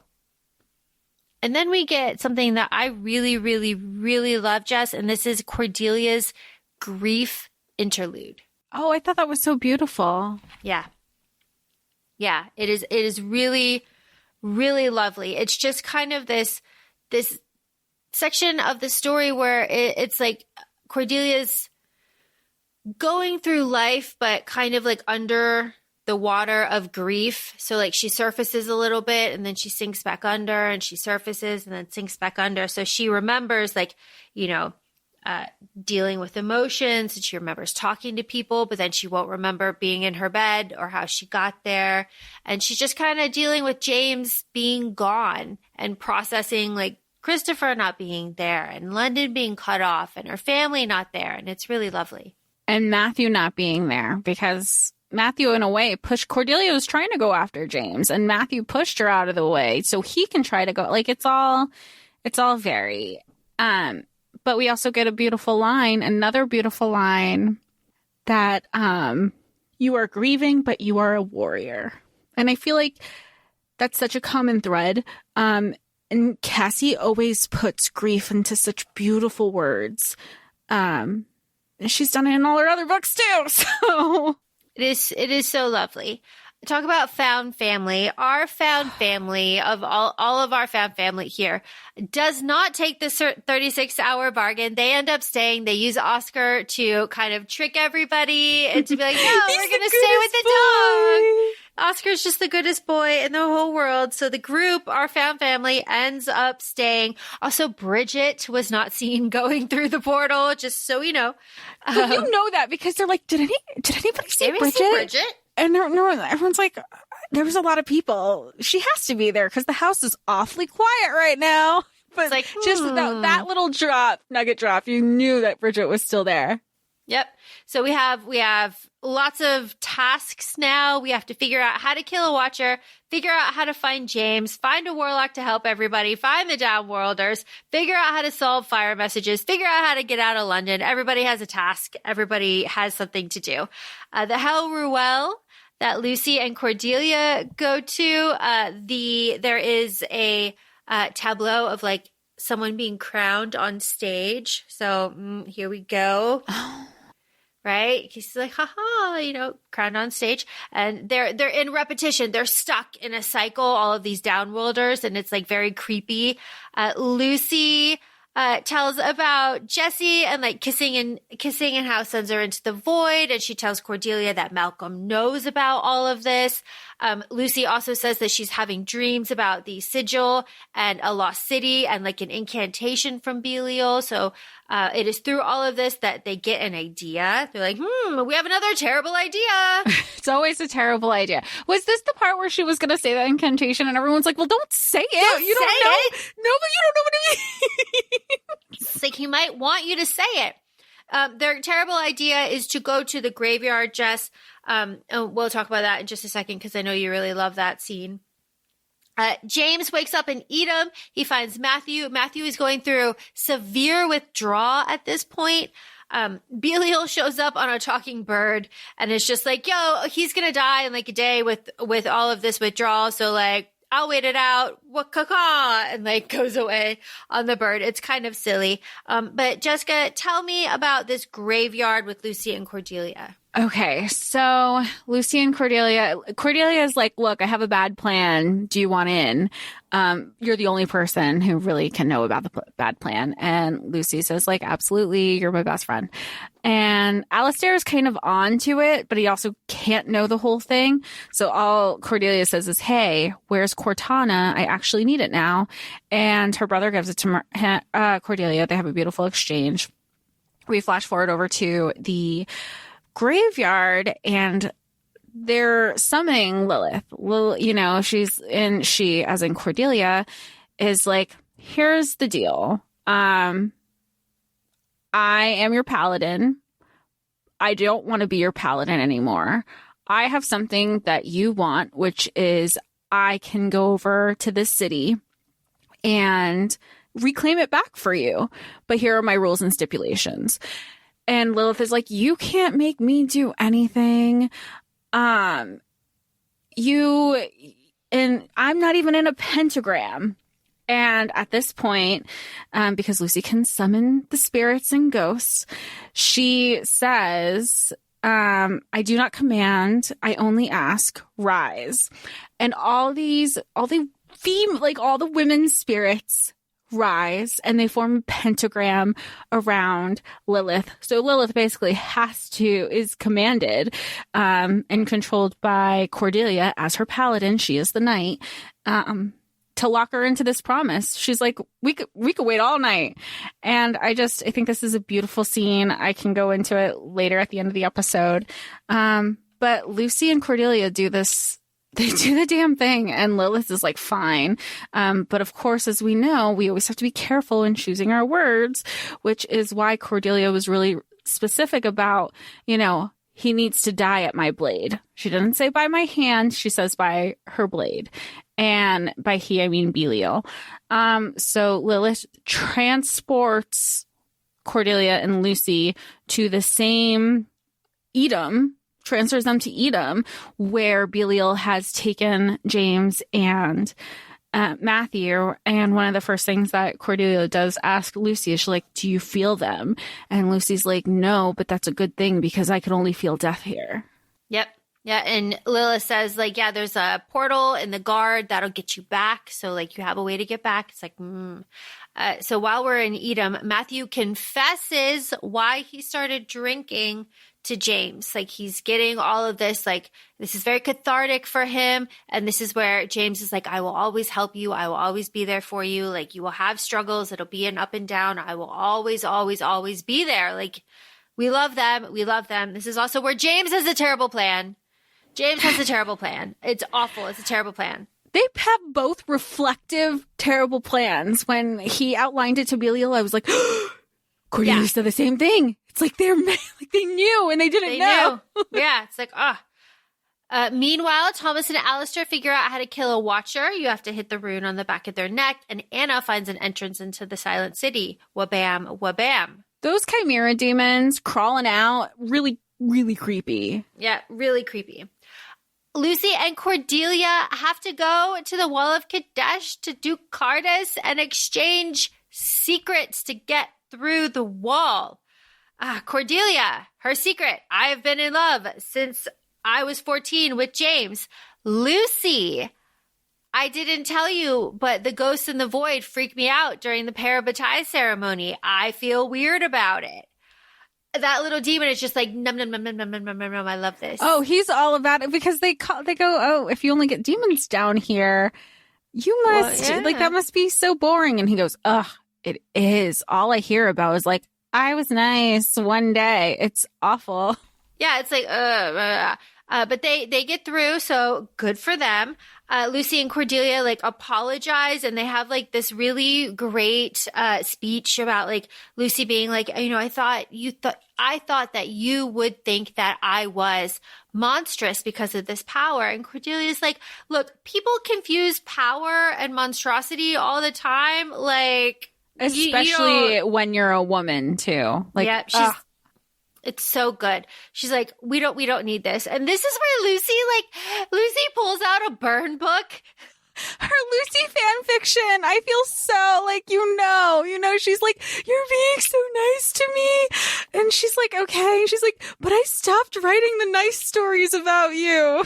You're an evil queen with great boobs. With great boobs.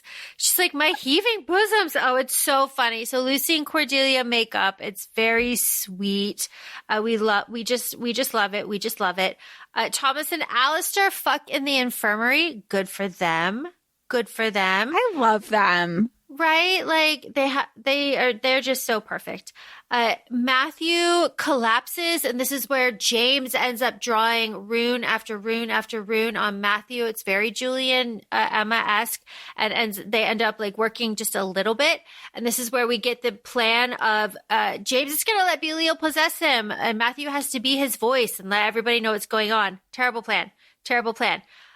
Last thing happening all at the same time is Grace ends up kind of talking to Christopher's ghost, and he helps her figure out how to make fire messages work, which is pretty awesome. But it's also this part where Christopher's spirit comes and helps her too. Mm-hmm. Yeah. Yeah. And he's like, don't turn around, don't talk. Like, it's taking all of my effort, but like, change the it's the Steelies. I love that she was like, I used to make fun of people who were like, okay, Orpheus, you weren't supposed to look behind you. Like, it's not that difficult. Save your wife. And she goes, oh, now I get it. But isn't that always the case? You don't get it until you're in these situations of how you would react. And you're just like, fuck. Lucy and Cordelia encountered the souls of the recently dead Shadowhunters, specifically Basil Pounceby, Elias, and Philomena. And they're saying, like, this is all the shit that's going down. They end up going to the guard. So, good for all of them. I like how her dad was like, but didn't you get my message? Did you get my message? Like, what are you doing here? She's like, Dad. I know. But they end up like pulling a bunch of levers, and there's a bunch of spiral things, and they end up in the garden, and that's where they end up finding Matthew, who tells them of James's plan, which is, Cordelia, you got to get close. You'll know the moment to strike. And Cordelia's like, what the fuck? Like, what? What? Because James is possessed, and his conditions were don't hurt Cordelia or my family, make a vow on Lucifer. And so Beliel finally like possesses James. And his whole goal is to be crowned in Westminster Abbey, which is just so funny. But again, like he says, there's power in ritual. So like, what can we say? And also, he was really specific about wanting to be crowned king. He goes, well, I don't want to take a demotion. Yeah. He's like, I'm a prince right now. Important. Yeah. It was like, all right, go off. So James is stuck in his body. He's like trapped in his own mind while Beliel is possessing his body. Beliel is going to Westminster Abbey, sitting in the throne, pulling up archbishops, and wanting to crown himself king of London. Good for him, I guess. Have ambition. I mean, he's been hanging around the 9th circle of hell for the last 1,000 years. He had time to think about what his next steps were to walk the earth. Isn't that what he said? Yeah, it's like, meanwhile, Anna ends up linking up with Eugenia, who says, hey, by the way, here's some info dumping just to like catch up everybody on the plot. Thank you, Eugenia. Sonar had her baby. Fire messages work. The battle has begun. And the Inquisitor was blackmailing Charles, and Charles stood up and said, hey, I'm being blackmailed. But that's when the fire messages go pop, pop, pop. Everything's happening. The battle has begun. Very fun. I love it. And she's like, well, did he say what he's being blackmailed for? Like, what did we find out? And everybody knew, but they were kind of curious of what was going to be outed about Charles. And they were like, oh yeah, that he likes guys. And I love everybody's reaction, as it should be. They're like, oh, okay. Yeah. And like that, that was it. Yeah. It's like, oh, okay, cool. Meanwhile, Anna and Ari had gone to the iron tombs, found their way through. They got through with the portal. There's backup. Everybody's waiting there. They brought the backup to Westminster Abbey. That's why she was able to talk to Eugenia. Okay. The battle at Westminster Abbey. Cordelia goes to the Abbey. Anna and Ari take their last stand trying to like really hold off the Watchers. Matthew goes to the Abbey, and Lucy sees the sigil and goes, oh my God, I have to talk to Jesse right now. And Lucy goes to do her own thing. Yeah, her and Jesse are like, again, I feel like everybody comes together, splits apart with their side quests, if you will, because she goes off to Jesse. She says, hey, hold me, touch me, kiss me. Or like, it wasn't kiss me, but Jesse was like, well, if we're doing it, I'm gonna get something out of this too, and I know you'll enjoy it. So she can get transported mentally into her realm where she hears the spirits of the former silent brothers and iron sisters who have departed their physical bodies, but their spirits still remain disturbed right now because they're being possessed by these chimera demons. Yep. And she goes, help us. My name's Lucy Herondale. Drive the demons out of your bodies. We know how to kill them. Good job, Lucy. Lucy collapses after this. And Jesse's like, God damn it. And now Cordelia, so the statues, Beliel has made the statues come to life. There's lots of witty banter. Things are happening. And this is where Cordelia is like, all right. Let's go. This is the last stand. It ends today.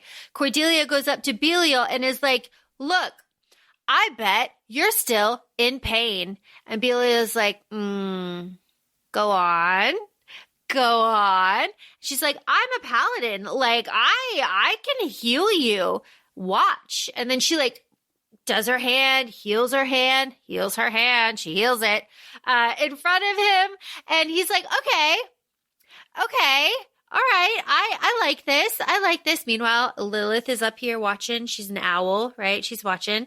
And this is where James, though, breaks free finally. And it's like, Cordelia, throw me the sword. And this is the moment, like, oh, this is the moment. Cordelia's like, this is the moment.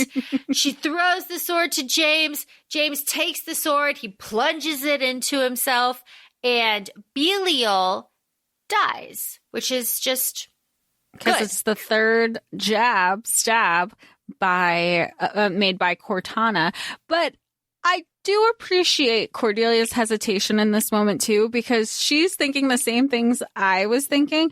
Like, this could be a glitch because Beliel can change the voice. He can lure me in. But again, from this part and also in the preceding things that James is like, thanks for trusting me, because it really could have gone either way. He's like, that got really wild in there. Thanks for having my back. Like, thank you. Love it. We just love it. We have to mention that during the battle outside that's happening, Jesse is about to be swarmed by a bunch of Watchers. And Bridget, throw me the sword, Blackthorn. Bridget saves the day. She's got the sword. She's fighting off all the Watchers, gets struck by lightning. The sword explodes, and she's still holding the hilt. And she ends up in a coma and then wakes up and starts to age backwards. Love that for Bridget. Love that for us. Didn't Bridget come through during the Infernal Devices too? Like I have on my note, I was like, Bridget come through again. Yep. Bridget come through again. Love it. Cordelia come through, heals James. Love it. Use Cortana to heal James. We love it. He's alive, but Lilith appears.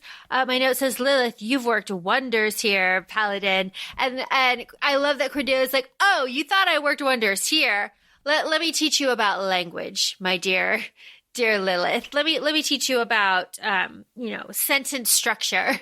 Well, yeah, because Lilith was trying to be like, oh, I got one over on you. It doesn't end with Beliel. We have like his brother and he's going to come after me and now he's going to want the city. So she tries to frame it like, oh, little girl, you're still under my thumb for forever until I say so. And I love, this goes back to like what we've always said in previous episodes when we're talking about wishes. You have to be very specific with what the words that you use. And that's exactly what Cordelia did here. Yeah. She's like, oh, you thought by my blade. It didn't matter who wielded it. Didn't matter. Oh, and by the way, this is all going to be consecrated ground soon. The sun is coming out. Everything is like, better, Lilith. You better GTFO. And James is like, yeah, you better GTFO. Like pointing the gun at her. And Lilith is like, that's not going to fire. And James is like, try me. Let's go. And of course it doesn't fire, but she doesn't know that. We just love that. We just love it. It's very sexy. It's very sexy. But then of course the doors open and everybody's family rushes in and it's all very lovely. It's all very lovely. You believed in me, Cordelia. Oh my God. Of course, Zachary is the new baby. Zachary, new baby Sonar. Jem, we have a scene with Jem. Jem tells us again about the baby. Jem tells us that Bridget is alive. Jem tells us about the great forgetting that sometimes happens by heaven, which is what happens here for London. Everyone has just kind of forgotten what happened when Belial took over. Brother Enoch how else are you going to explain that? Brother Enoch is like, sometimes shit just happens. Like, I don't know how to explain it. There's only magic can only do so much. And it was not going to handle this one. But this is where we get our new Belial. Mm-hmm. I'm assigned to the name. That was his bloodline, not mine. I don't care about all these people. If you leave me alone, I'll leave you alone. And you know what? You tell everybody, Jem, and I'll owe you a favor to be collected later. Very sad. It's very sad. That favor is very sad. Yeah, and at this point, like, Jem is like, oh, no, we don't have to talk about the favor. Like, no need. And now, from what you told me from from at the beginning of the episode, what you reminded me, I love from that series, we discussed how Jem was getting further and further away from, like, his quote-unquote humanity. But he still had some sort of purpose and obligation towards Tessa in these moments too. So to know that continued and his love for her continued to like drive him to be like, you know what, about that favor. Yep. Oh my gosh, it's good. And we're done. We're here at the epilogue. It's summer. It's 6 months later. Everyone is burying their old things in Jesse's coffin. We love it so much. A letting go, if you will. Matthew buries the brandy. Ari buries the blackmail letter. Thomas buries the first fire message to Alistair. Anna is not letting go of anything. She approves of everything that she's ever done. Anna buries nothing. Cordelia buries the empty scabbard that her father gave her. Alistair buries hair dye. Grace, the bracelet. Lucy, the pictures drawing. James, the gun. And Jesse, the hilt of the blackthorn sword. Very cathartic. Very good for them. And so symbolic for everything that we as the reader have seen in this part of the Chronicles. Yep. This is the end here. There's a just beautiful, glorious picnic at Hyde Park. We have just, things being dropped here. Jesse and Cordelia planning a trip to Constantinople. Jesse has been revealed as himself. He's been cleared by the clave. Lucy goes to talk to Malcolm, who is also there. Malcolm has been in Fairy for 6 months. Malcolm knows that her power is gone. Malcolm vows to never, ever, ever trust another shadow hunter ever again. And he doesn't. This is Lucy saying that she will not get married until she sells her first novel being The Wicked Powers. Very fun. We just love it so much. A little bit of just news. Thomas and Alistair are moving in together. Sonar is going to Cirenworth, which is where Jem and Tessa and Wilhelmina eventually end up. I was like, why do I know? I was like, because then when Thomas and Alistair were going to Cornwall, I was like, wait, then Cirenwell, why do I know Cirenwell? Now I know. Now it clicks. Okay. Yep. Thomas came out to his family. Eugenia stood up for him. I denounce my family if you do. So good. I feel like Eugenia must have been going through it because of course she supports her brother, but I think she was like, and I will denounce you as my family and I'm going to move in with my brother and you can't do anything about it. And then when they were like, no, it's okay. Totally that's fine, cool. Is he happy? Is he a good person? Go for it. And she just really wanted to move out. That was ultimately, I think she just wanted to move out. Speaking of, Anna and Ari are going to travel to India. Very fun. And everyone is just very happy, more or less. Matthew is doing a big travel. Matthew's doing a huge travel, and he has a talk by the river with Cordelia where he says, more news, that he finally confessed to Charlotte and his father and said, this is what happened. This is why I did it. I'm so sorry. James was with them. And this is where Charlotte and Henry were like, this is fate that you told us today. We knew something happened, but Matthew, Charlotte is pregnant with twins. In the very beginning of the book, Charles says that Charlotte left because she was unwell. This is the unwell that we had.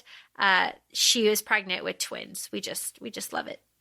We love it so much. So Matthew is happy. Matthew is sober. Matthew's working on himself. Matthew says that when he was drinking, his world was very small, and now his world is large. So he's going to go explore the world. It's bittersweet, but we just love Matthew so much. I feel like the ending is bittersweet too, because we're caught up. Yeah, we're all in it together now. But it's also I get the importance of people growing together while doing their own things separately, but they've been so close. They've been this found family trope within close proximity of each other for so long. That found family is still going to be there where they're off doing their own adventures, but it's an end of an era for them. It is. Just to round this all out, Will sending very funny fire messages, 9 minutes, 8 minutes, is there mustard, 7, 6, so good. He's so sweet. We've come through the crucible, Daisy. We've come out as gold. We're home. This is home. Cordelia runs home. It's the end of the book. I love it. It's Shadowhunters. I'm a sucker. I adore it. But Jess, how are we feeling? I have a headache. I've been crying all day. And it's just it's very specific moments. I could count 3 specific moments that I cried. But it was what do you call it? The Shadowhunter spiral, how easy it is to get into a spiral. And that's what this last book felt like, because we are all caught up. We haven't read Blackthorn Manor. Both of us have, contributed to the Kickstarter so we could have more books from Cassandra Clare to explore in the next year, along with the novellas that we haven't read yet. But it's just very bittersweet because, like you said, how you mentioned you love picking up these books, any book at any time, because you're so well versed in it. It really is like coming home to like characters that you know and love, and you could totally see it from a different angle now. I have questions. I have tons of questions too. All right, let's talk about it. I know this is running long, so let's talk about it quickly. I read this when it came out. Of course, this came out recently. I remember I was there when it was written. Always are. You always are. The backlash to this book was strong, was swift, was hard, was brutal. For what? Well. Aside from like the regular like Cassie Clare. Why wasn't there a big blowout between James and Cordelia? Why wasn't there a screaming match? There wasn't enough indication. Fuck Grace. We didn't have anything to do with her. We don't care. There was a wild rumor for a very long time that Matthew was supposed to die in this book, but because it came out and it was written during COVID, she said it was too sad for Matthew to die because it mirrored Elias too much, and you just couldn't do that to Cordelia and James. So she changed it and made it to Christopher. Now, I'm not exactly sure if that's true, but, you know, I don't know. I don't know. So like that was a whole thing. And then Christopher dying. And then people thought that there was a big shoehorn with this like romance with Grace and like giving her this like science backplot. Like nobody really cared. And so it was a big thing. Also, and I'm going to point this out to you because I know we talked about it, but Esme Hightower that's in here, the one that's hounding everybody about their family trees. And everyone's like, this family tree is going to be wrong. It's going to be wrong. That is because Christopher is mentioned by name as being in the Infernal Devices epilogue. He is not there. Matthew is not listed. So people again were saying that this is the way that Cassie wrote herself out of the plot hole of choosing post everything to kill Christopher instead of Matthew. And this is how she got herself out of it, because if you went back, then it wouldn't be there. It's this whole drama. It's this whole thing. So if I looked at the family tree that's on the back cover dust jacket of My Clockwork Princess, who's not there? I don't know who's not there. I don't have it in front of me. I couldn't tell you. I'll have to look that up. Yeah, but like, isn't that so interesting? So like that is in itself like this whole thing. There was so much conversation that came out when this happened. And it was also like, there just wasn't enough. There was so much non-communication that when you did get communication, it happened off screen. So like people really wanted the like pages of dialogue with Grace, like explaining herself to Cordelia and Cordelia like screaming at her. Like people really wanted these moments that were kind of like glossed over. Like Matthew telling everything to his parents. Yeah. They were like, oh, by the way, I told my parents. And they're pregnant. Yeah, so they wanted these moments. And then, of course, you know, it's set in the 1900s. Why did you make everybody gay? It's like, oh, my God, enough with that. That one I just rolled my eyes at. I know. It's just like so silly. But so, yeah, I really remember this.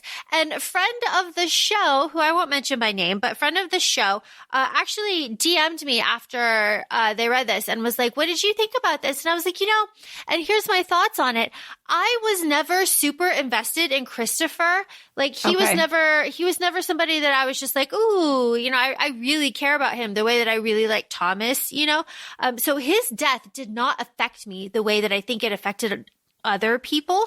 So I said this to friend of show. I was like, I really need to do a reread to really see how I feel on it. So now this is my third time reading this book. I still am not moved by Christopher's death. Like I understand it as a plot device, and I understand it as a way, as like a vehicle for me to love Anna more. Do you know what I mean? Because like all of that, but like his dying, because I don't really care about Grace. So like his dying doesn't affect me so much. And also, if you think about it, to me, he is the weakest link out of the Merry Thieves, you know? So he's the easiest one to cut loose. Yeah, I can see that. I think I was more sad, like, for the Merry Thieves. That's what, like, I got upset. I was like, no. I texted you, about Christopher, but I agree. I wasn't invested in Christopher. Obviously, we know how I feel about Grace from the beginning of the show, the episode. I feel like we lost out on his, like, contribution to the world. That's sad. But also, I really don't care about Grace's side. Like, they try to make her like that's her redeem. Like, that's how she redeems herself. The fire messages. Yeah, and how she's like, it, like you said earlier, like in the friend group, but not really out of the friend group. Because Christopher is like, if we forgive her, then we're not any, like, but that whole thing. We're not any. You know what? You cannot forgive. But here's the other thing: you cannot forgive her and still not be as bad as Tatiana. That's like, it's not one or the other. There's a lot of gray area in between. Yep. So those are my thoughts. I love James. I love Cordelia. I love Matthew, but I love James just like a little bit more. Uh-huh. I would love Matthew, some stories about Matthew and his life and his travels and his adventure. We don't have a lot of that. Yes.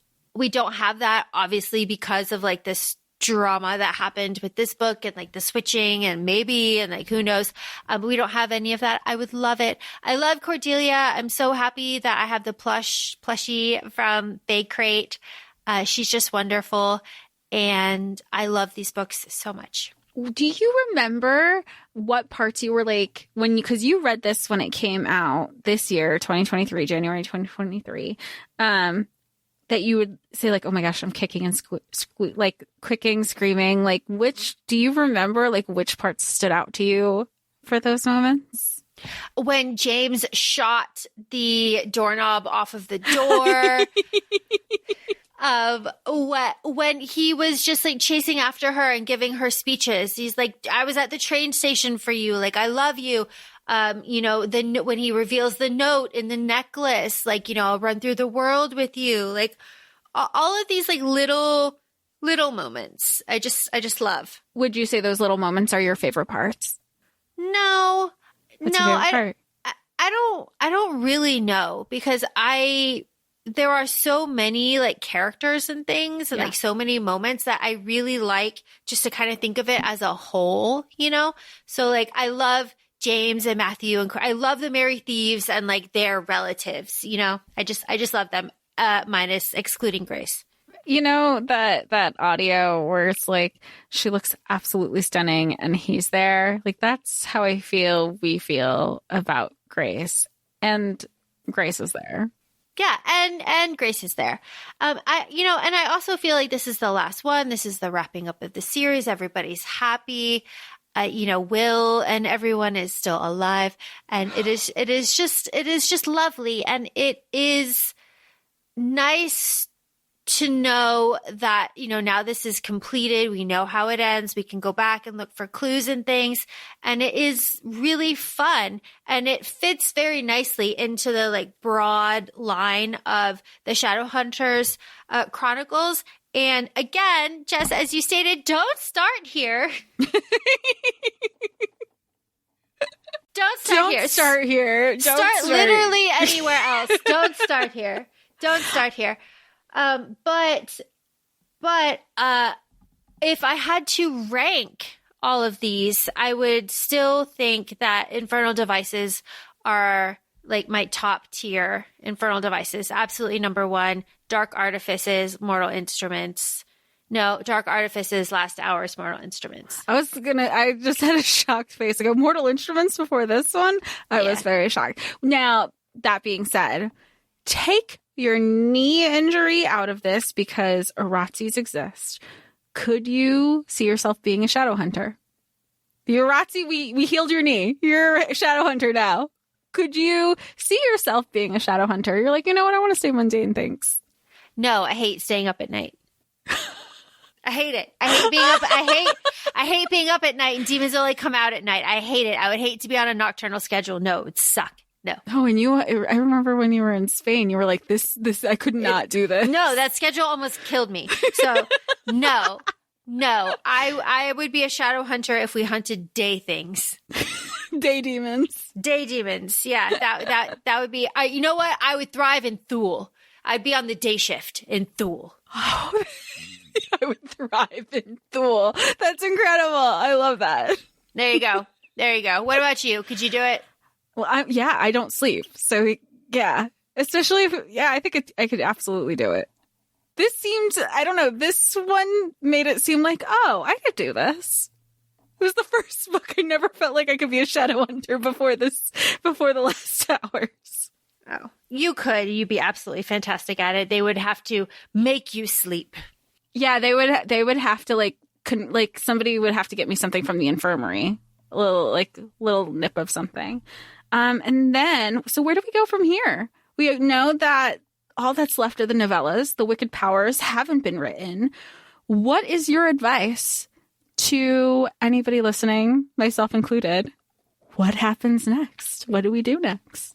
I would say from here, the only logical thing to do would be to go to Alec and Magnus, which I believe is that the Red Scrolls of Magic? Yes. This is the Eldest Curses trilogy, so it would be the Red Scrolls of Magic, and the Book of the White, I believe, is the second one. So there are two there. I would go there and finish those. So all of that being said, thanks for joining us. Feel free to follow us on Instagram. We're at ACOFAE Podcast. And you could also follow us on TikTok, ACOFAE Laura and ACOFAE Jessica. Thanks so much for joining us on this Shadowhunters journey. We're definitely going to get into it more with all the novellas that we haven't read and what's to come in the future of Cassie Clare. Thanks so much, and we'll talk to y'all soon. Bye. Bye.